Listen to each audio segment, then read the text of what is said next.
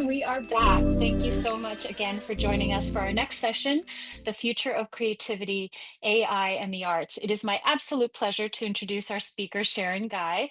I saw Sharon present for the first time during a multi-day conference for MailChimp and was absolutely blown away by her depth of knowledge and how accessible she made the information. And I knew that her expertise would be a huge benefit to our creative community. So let me read her bio for you. Sharon Gai is an international keynote speaker on AI and innovation, a former Alibaba executive, and author of E-commerce Reimagined. With experience advising global brands and heads of state on digital strategy, she has spoken at TEDx, Singularity, University, Deloitte, and more, and has been featured on Bloomberg, Reuters, and TechCrunch. Sharon brings a fresh cross-cultural perspective to the future of technology and business, and you can learn more about her work at SharonGuy.com. Sharon, welcome. Hi, Susanna. Thank you so much for having me. Before we get started, I'm just hoping that you can share a little bit about why you became passionate about the work that you do. Yeah. I guess it's because when I was in college, I majored in international development. And so that was me learning all about how countries develop, why some countries develop faster than others. And then my first job out of college was at this technology firm as a system integrator. And then I just noticed that the pace of how things people countries develop is really it really is coupled with the way that they look at technology and the way that they invest in technology. And I think technology is something that democratizes everyone's access to information, to knowledge, how productive they are, how efficient they are, how innovatively they can do things. And I think AI now is the new innovation in technology that we have, and it's a really democratizing power. And so those just two threads weaving together, it was pretty apparent why I feel a sense of purpose when I talk about AI to all sorts of communities. I talk to the tech companies who's sort of in that tech bubble, but I also proactively go out of it to tell this story to thousands of people who might not think it's so obvious that there's a big power behind AI, and if you know how to use it correctly, your work can really be a lot more efficient. And so it's sort of my way of leveling the playing field for everyone. I also think the more you know about it, the more of a tempered attitude you have with it. I think there's a lot of people out there that's fear mongering and just making everything seem very scary. And then there's a lot of those, big tech AI CEOs that are like pressing the gas pedal onto this thing and just telling everyone we have to go as fast as possible. I don't Mm. think either of those lanes should be the right mindset to have. And so, but it's also my own opinion. So take with it what you will. This is just my final conclusion and what I have gathered with everything that I know. And I'm just here to share my version of the story. Amazing. Thank you so much. I can't wait to hear your speech. So the floor is yours. Thank you. Thank you. I will share this presentation and hope that it all works. You can see it? Okay, great. All right. So, future of creativity. One big thing I want to start with is we always had this thought that, oh, AI can only do repetitive things and AI couldn't do creative things because we needed humans to do creative things. And I think as the months go by, as the years go by, I think there's a new recognition, at least for myself. I have a new recognition of what creativity is. And I think I also wrote a long post about this is what is creativity? Because I used to think that a creative or someone who earns a living in the creative field is somebody who is either painting or somebody in the arts. And I think with the way that I have used AI, the way that I've observed AI permeating into that creative space, it's changed my own definition of what I think creativity is. I think the whole world, as they get more acclimated and familiar with things that's happening, I think it's also going to change their recognition of that definition of creativity. And so I wrote this piece to zone in on what is actually creative now, because it's kind of confusing, because AI can create these images and videos and movies, and and then I think I asked this question, like, is that still creative? But when the machines have regurgitated this thing from the billions of parameters that they have trained their models with, it's a and everyone has their own opinion. It's a highly, highly debated topic. I think at the end of the day, we'll probably just come to our own conclusions. But I just wanted to share that as sort of a introduction to it. But my name is Sharon Gai. My funnily enough, AI is in my last name, but I am not a robot. I am not AI. I was just born with that last name. It's out of coincidence. It actually, so I'm Chinese by culture. It actually means um, many different meanings of that word, but it means a cap, like a water bottle cap or a cap on something, or it also means to build something. And as a seeker of meaning, sometimes I'm like, am I like what is sort of my role in this new world that we're in, and what am I building towards that is going to echo into my identity and what my last name means. So still working it out. But currently, I lead a lot of AI workshops. I do a lot of AI keynotes. I talk about it hopefully in a very plain term, a way that people can understand these concepts and make use of it. And the overarching theme is just to encourage more people to play with it. Because I think the further we delve from it, the more unfamiliar it seems.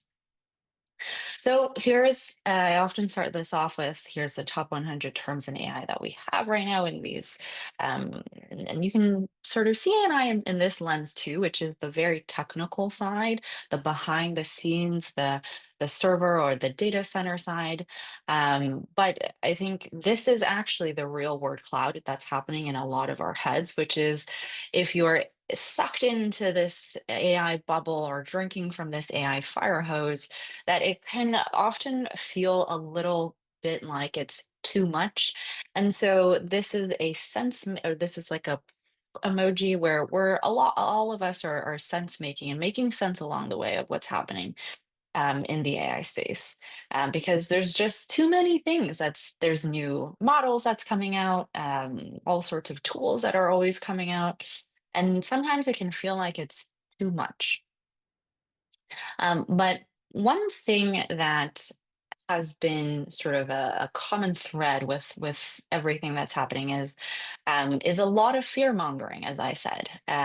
There's so many headlines where it says, "Can AI take your job?" or what's the new job that you're going to have, that we're all going to have in this coming age. And I think a lot of that fear mongering is layered, and that first layer might be this character of Hollywood, which I think was the first group of people to paint this kind of negative picture of what AI is. So, all of these movies have a commonality, which is it starts out great. AI makes us more productive. They take care of us. They're very intelligent. But the endings of all of these AI movies is that they become super intelligent and they're on a path to kill us all. And just add more AI movies to the mix, and that's always the ending. And for whatever reason, still in 2025, when a new AI movie comes out, that's still always the tone. And I think that um, that the current state, the state of AI looks nothing like that. It's very sensationalized, obviously. But this, what you're looking at the screen is actually what AI looks like.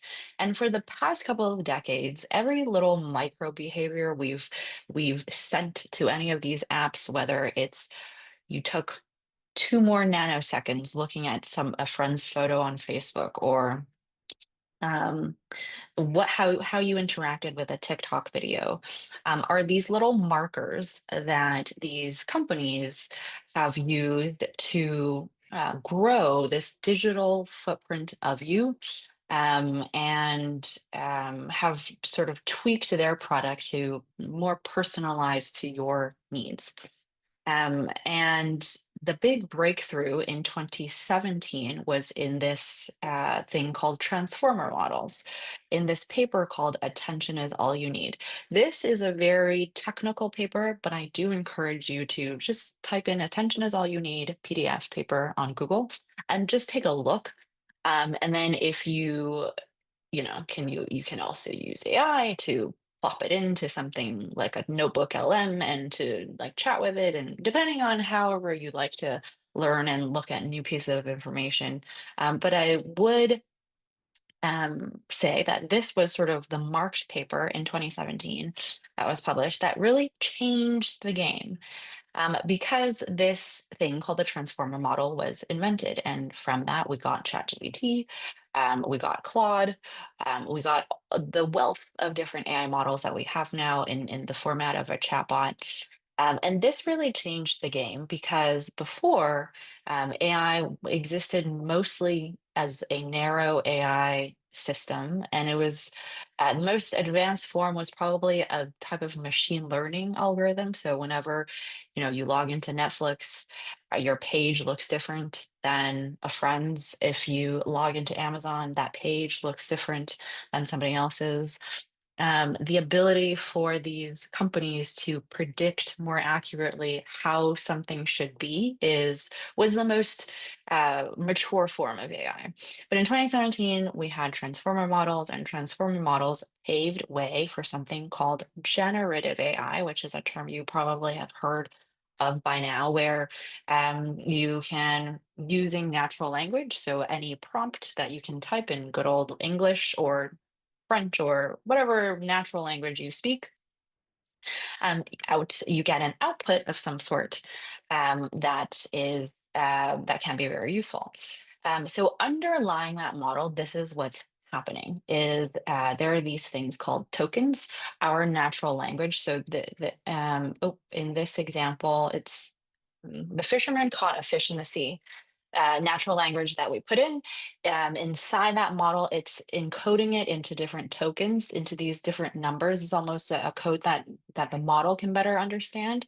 And then it gives you an output, that's in response to whatever you gave it. And this format, or this way of encoding and decoding, is what's changing offices, knowledge workers, and just our personal workflows. But I think one thing to remember with these models is they are prediction engines. And so once upon a time, it would probably be your prediction of how this sentence would go, or in a land very far, far away would be the next word, right? So we are also kind of prediction engines ourselves. It's just that we have sort of replicated all the things that humans know into these machines so that they can predict better too. So that's the crux of how an LLM works. It's a prediction engine. The model takes sequential text as input and predicts what the following token should be based on the data it was trained on. So, why is that important to tell a group of artists and creatives? Is, I think, the whole crux of being a creative person, and this goes back to my opening of that very, very long piece that I wrote, is creative people, I think, aren't as predictive. or at least from my lens, is that when I look at a piece of art, or when I see a dance performance, or when I experience something creative, it doesn't feel like it was predicted, because it's very kind of hard to tell where it's going to go. And um, that attribute of unpredictability is very innate to how creative somebody is. And so, we talk about replacements, and are you better than this model? Are you worse than a model? I think it's a hard thing to compare, because um you have to you have to understand that these models are these narrow AI systems. And I'll also talk about what narrow AI systems are versus general AI systems. Is that most AI models out there are prediction engines. Their next word or their next output is trained um for like the next word that they will give you is already sort of is statistically calculated, whereas the works that's developed by creatives is far from that. And so I think that's just something that is important for a lot of creators to know. Content creators are at war with AI. A lot of them are. Half of them aren't, maybe half of them are, and for good reason. Because we are at this moment where, if you look at this meme that I found, you look at a painting and then someone says, it's just red. And then someone says, no, you don't understand it. And then now there's, at the bottom, it's AI generated art that you can get from Midjourney or DALL-E, or there's like a wealth of AI art generation models out there. Like, look at this cool art my computer made. And then somebody is like, no, art requires imagination and creativity. Um, and we're just at this war right now, with these different types of attitudes, I guess, as to, what does imagination and creativity mean? So that's why I think the whole world right now, we're at a time where we're rethinking actually what creativity is. So, if you have never seen this photo before, this was the winner of an art contest a couple of years ago, and this was AI generated. The results of this contest, and this was the winner. Actually, the results of this contest was very contested. It was very arguable, because the submitter of this entry did not disclose that it was AI generated. So this person kind of got into a little bit of trouble, because it was an AI generated piece of work versus everyone else who either did like a hand sketch or something more manual, or created art in its traditional sense. Um, Later, I think he still held on to his first place prize, but this was a monumental time in art as well, because this asked the big question, in these contests and competitions: should we allow AI generated pieces of content to even enter? Or is it that everyone is allowed to use AI to assist with art creation, but just that you just have to disclose that it was created, and you have to disclose your prompt, or you have to disclose your entire work process of how you got to the final piece of work that you did. And I think this is still an area of contest right now that many people have many different opinions. I don't have my own art competition, so I don't have my own rules to it. But you'll probably start to see that AI has crept into art, and in fact, a lot of AI artists are in contest of AI in general, is because of the billions of parameters that was used to train these models. Is a lot of artwork was also used to train these models, without copyright consent, or they simply downloaded information from all sorts of previous works, and that's why they even have the ability.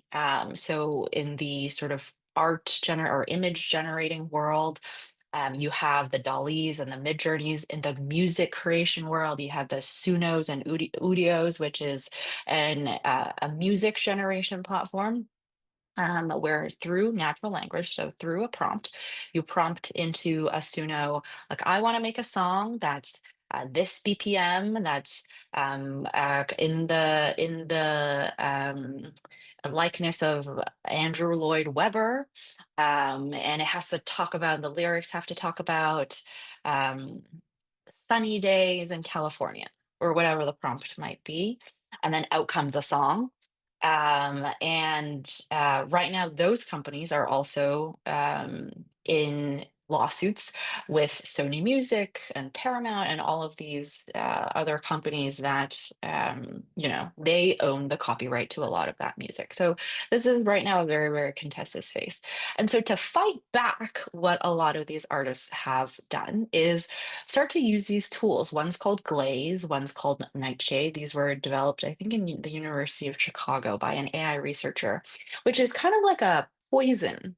So for any artist that will publish their work on the internet or on their website, this is like a software that you can download to embed and sort of mesh into your artwork, so that if you then publish it on your website, so all of those bot crawlers from the OpenAI or Anthropic is going to crawl your site and try to imitate or look at that likeness of your image, but it would confuse that AI model. So this was sort of a way to to combat that.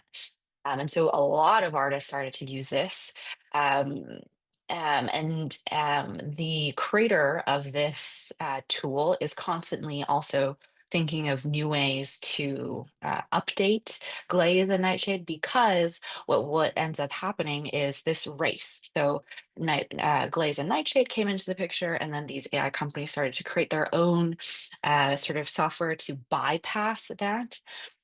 And then it's a sort of ping pong back and forth between these two sides.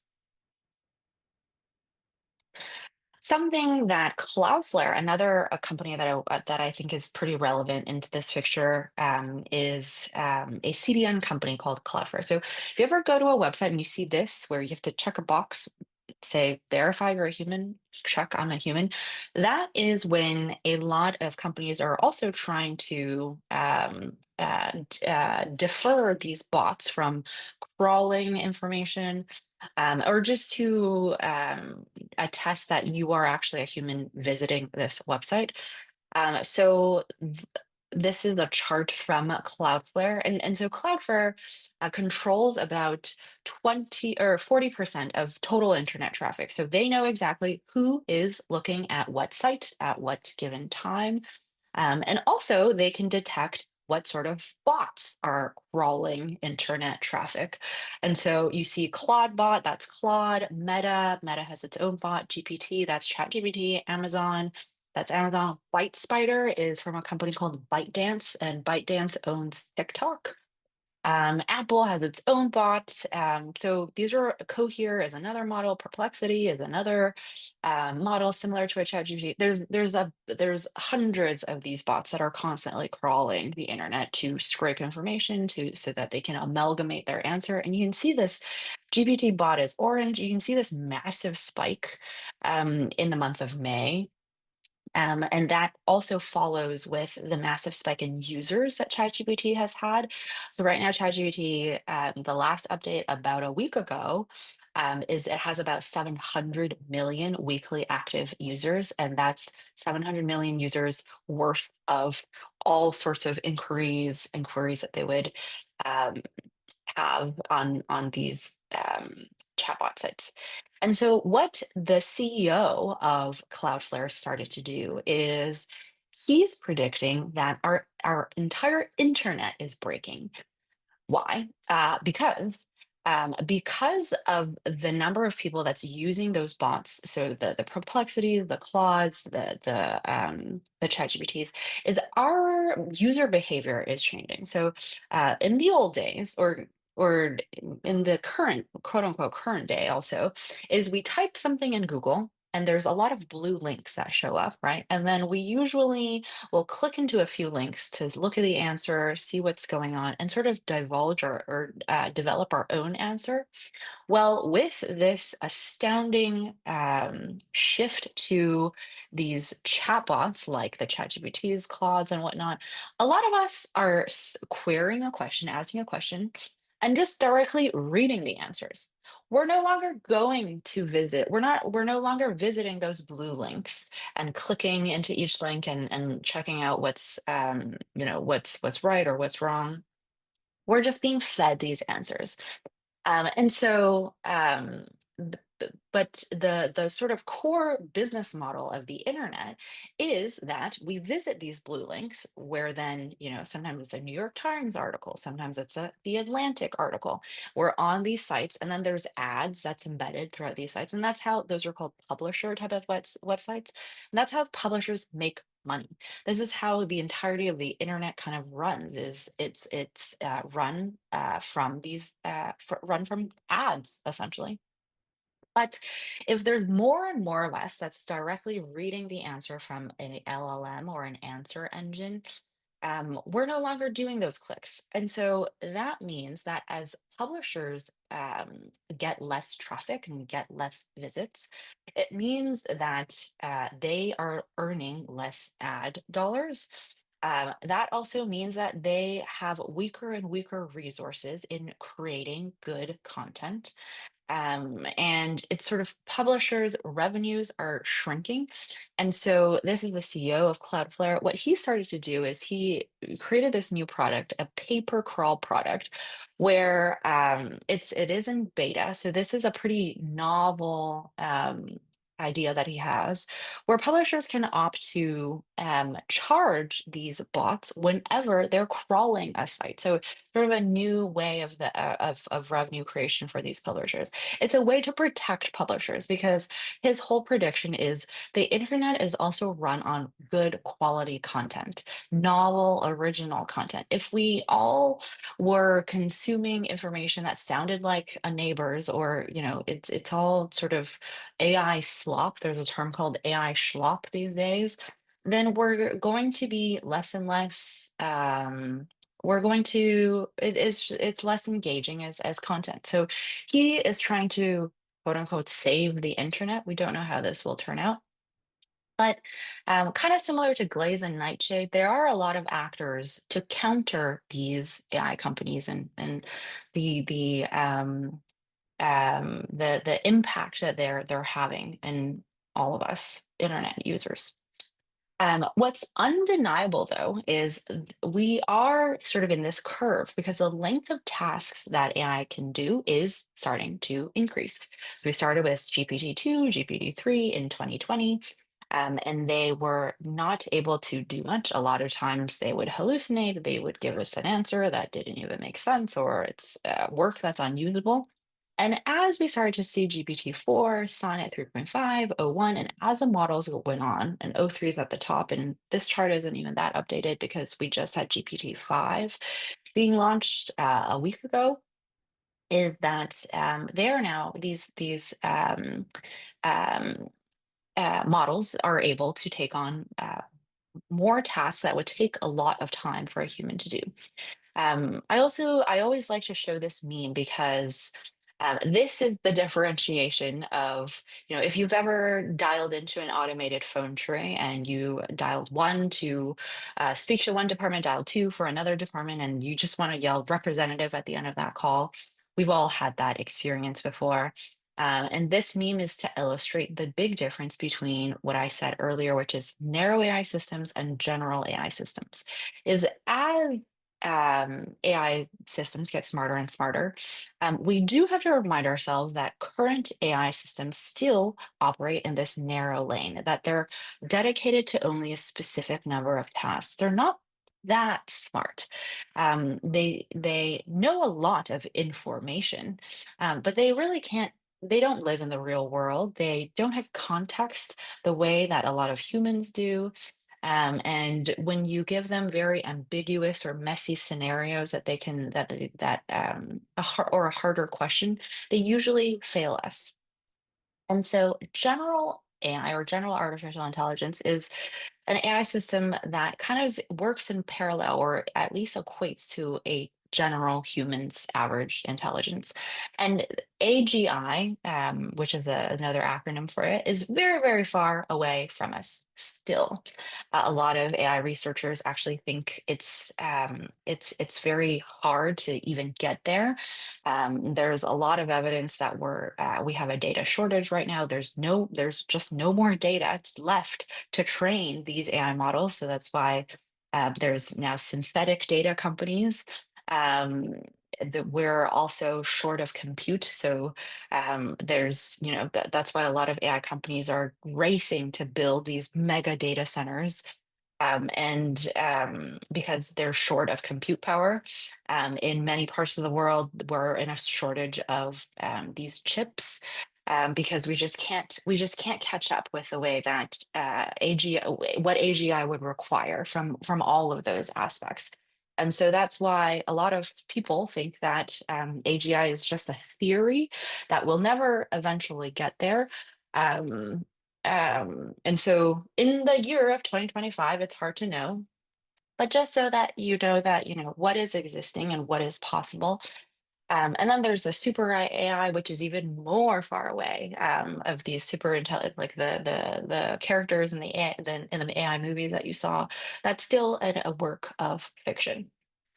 So most of AI is narrow now, but within this narrow AI umbrella, what can we use as artists, maybe, or creatives to be more productive in our work? And what do we have to do what do we need to know from everything that's happening in AI to be better at what we're doing?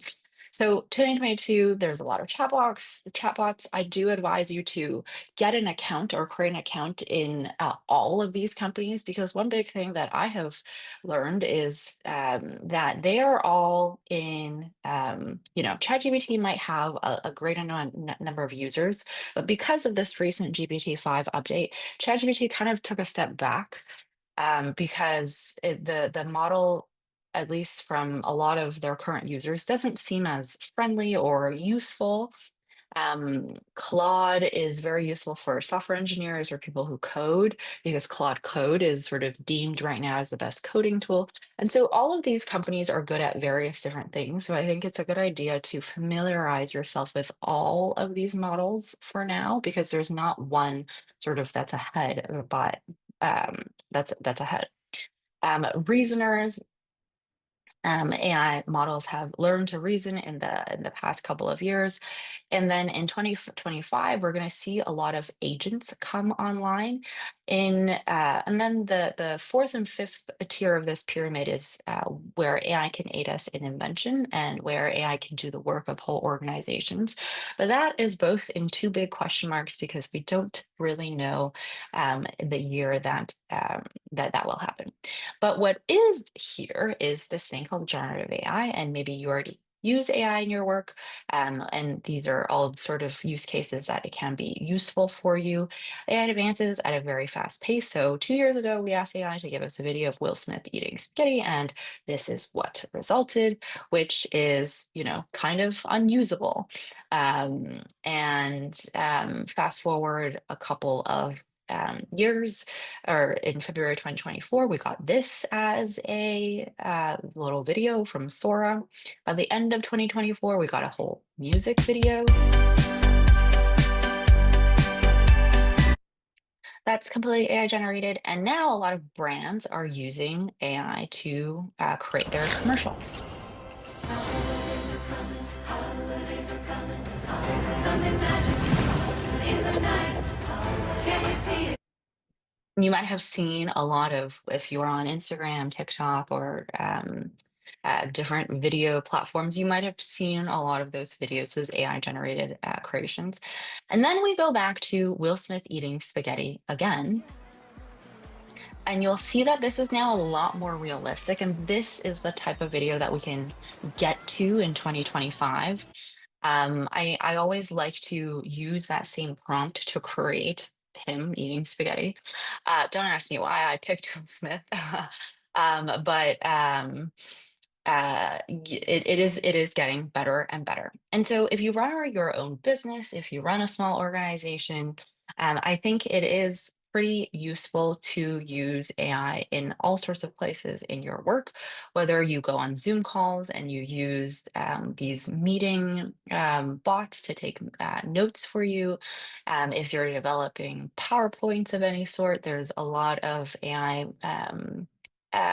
prompt to PowerPoint type of tools. There's all sorts of, you might have seen avatars being created of different people, where you can feed it a script and it's saying a certain script. So I made this with Hey Jen. Welcome to the new era of video creation with HeyGen. Simply type your script to get started. Hallo, ich bin Sharon. Ich bin hier, Ihnen Of me speaking German, and I have no German speaking ability. Prompt to podcast type of tools where you're feeding a PDF or document into something called Notebook LM, and this podcast episode Welcome back, results everybody, to the deep dive. We are tackling a big one today, the 22 more prompt to video type of tools. Hey everyone! If you're an event planner looking to elevate your game, then listen up. I've got something incredible for you today. So I think, the big what you notice is a lot of those things are not perfect. So including the PowerPoints that it creates to these videos that get created is they're not perfect. And so what a lot of people will do is create something or ideate within AI and then download it and then sort of fix and change things accordingly. There's a lot of app building websites as well, where a web app or a website or a mobile app can be created with a couple of words in English. This is a term called vibe coding now. It's developed by a AI researcher called Andre Karpathy. And so next level, or so in 2025, a lot of us are also talking about agents, where agents are fully autonomous systems that can take over. Basically, they can take over something that took a longer time period to develop. And they're able to, in contrasting with chatbots, is they're able to take a problem and break it down into a series of steps and accomplish that task through a series of steps. So it's a bit more human-like. It's a bit more than a regurgitated or predicted answer. And so it's AI agents are entering our workforce as well. There's sort of all sorts of different tools from productivity to writing to design to chatbot to video. And so it begs the question, are we going to be replaced? AI is going to replace everyone's jobs soon. And then someone says, except creative work, right? Except creative work, right? And so this is another moment where, a lot of the videos that I've showed you, those used to be created by what we called creatives. But I think we're all sort of coming up with a new understanding of what is creative. So is this our future org chart where there's a human at the helm and then every other role is an AI tool of some sort? And this is what I usually teach in a lot of workshops is to take roles that you have, and then you think about what type of things is kind of very repetitive and what things is actually creative or actually novel or original. Because in those quote unquote creative fields, whether you're making a video, is a lot of that creative work is actually not that creative. It doesn't need a human with general intelligence to come up with something that is novel. It's just changing the background color from yellow to blue, or it's tweaking a certain line that has to be drawn in a thinner way. Like those type of things are not are those more tedious or repetitive things are exactly tasks that you can hand over to an AI system. So this is what I think an actual future org chart might be, where There are AI agents that are going to take over all sorts of roles within a team, whether and those are hopefully the taking on work that humans found tedious or humans found to be too repetitive. So as you think about your own role, what's the creative part? What's the repetitive and process heavy part? And what are the also tools that you can use to outsource some of that work? So I think in having this right mindset, which is instead of letting somebody else find a way to replace you, to think about the parts of your work that you can start to replace with AI. That way you'll never be replaced because you'll always be one step ahead. And we also have to remember that there's an ebb and flow of roles, that with every turn of technology, there are roles created and there are roles that are lost. These are all common jobs of the past. And as new tech is iterated or created, a lot of these jobs were lost. This is an example I love because when elevators were invented, people feared them. People feared getting onto elevators, and so there were. This is a whole job that somebody had, which is somebody who would get into an elevator, and press a button for you, and travel with you to make it less fearful to get into that elevator. Eventually, people feared elevators less, and this role was also made obsolete. And so I think, sometimes I view myself as this elevator person is I'm getting into the elevator with groups of people at a time. I'm helping them press a button. And then as more and more people are less fearful of AI, my role might be made obsolete too. And I'm completely okay with that. Jobs today that will become up as part of the past. Um, and again, this just echoes with each turn of the century, we've always lost and gained jobs. And so this turn isn't so scary. Um, One big thing, though, to remember is AI doesn't solve everything. It might seem so intelligent, but it doesn't solve everything. Hey, ChatGPT, finish this building. Was a little tongue-in-cheek advertisement from this recruitment firm that recruits humans. But that joke aside, there's a lot of tasks that is very hard for AI to do. Like I said, navigating human dynamics. It can emulate empathy. It can seem pretty sympathetic to you, but can it actually, feel on behalf of you, or can it actually empathize with you? It's far from that ability. Customized long-term planning. AIs, even agents right now, it's very hard for them to plan for a simple task. Just go to just chart. If you use ChatGPT agent as a tool, you'll notice that. So a week ago, I tried to get ChatGPT agent to help me create a new clothing line, through a lot of the quotes that I use in my keynote. And I sat back and watched as it started to work on this imperative that I gave it. And I can clearly see it fumbling because it doesn't know what to do first, what to do second. It's good, it's okay tech, but it's not perfect or amazing yet. And dealing with ambiguity because AI AI. Sometimes even in Zoom calls or when we're meeting someone, um, it's really easy for us humans to read between the lines or to infer their actual meaning, right? Especially when somebody is not as direct, when they're giving sort of a more ambiguous or cursory answer, humans are able to notice what that person actually means, right? If somebody's like, "Oh, um, I'm tired. I don't want to go to that thing." We can sometimes infer that it's not that they're tired; it's they're probably uncomfortable or um, just don't want to be with the group. There's these little isms that we can very much detect as humans, but for AI, it's very hard for them. It's almost impossible right now for them to infer our ulterior meanings or ulterior underlying moods or things. So, how do we find the human in us as artists?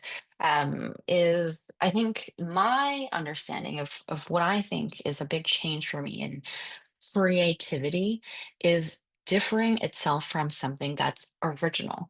And we have to remember that these AI systems regurgitate what they were trained on, the billions of parameters that they were. They're incapable of creating original things, but humans are. So AI systems can produce creative pieces of works like little videos, there's AI generated movies right now, there's AI generated songs. That seems creative. It's a creative piece of work. But I think they're unable to create original pieces of work. Um, and that's something that still only humans can do because we live in the real world. We have used all of our lives and years to soak up um, these instances or experiences, and only we are able to, from all of that, produce original pieces of content. I think what's important from here on out is our ability to think in a systematic way, because that's also something that AI is weak at. AI is good at executing on a task that you have given it, you've sent it off to do, but it's hard for them, it's almost impossible for them to look at that larger picture. And humans are able to do that. Something else that I think humans are able to do very well is be flexible and adaptable. Whereas AI, it's very hard to teach that to AI systems because they're pre-trained. And so I think, when we look at things, humans are also able to look at things from various different ways, to know that sometimes both answers can be true at the same time, and we can sort of rise above things and look at the overall truth. But for an AI system, the world it seems a little more black and white. So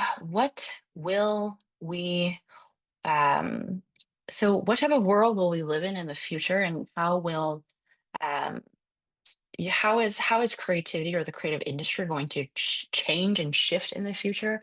I actually think everyone who is currently part of the creative space right now is in a really good place, because you are the ones um, that can think about original things, or it's much easier for you um, to be original. I think a lot of us are weak in that, and so I think it's important to remember that, to remember some of the things, to be adaptable, to be flexible, and to be able to see truth from all different sides.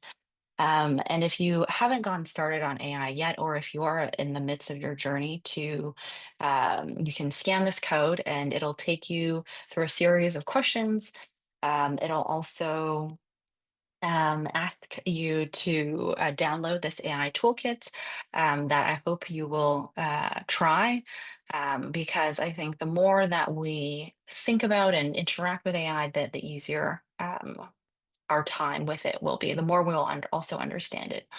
And lastly, is just to remember that change, because we're in this moment of change right now. But it feels very harsh or uncomfortable to look at when you're in the midst of the change. But change is actually very obvious when we turn back and look back at it. So thank you so much, Susanna and Vanguard, for inviting me to have a chat with you on my new recognition of creativity and how AI is going to play a role in that. You can find me on my website. Feel free to find me on socials, link with me, ask questions, because I also think that what's happening in AI deserves a lot wider of a discussion, and more voices. So thank you so much. Thank you, Sharon. And this was really super, super informative. If you do have questions, please feel free to add them in the chat. We can get those over to Sharon as well. And do follow her work. She's amazing.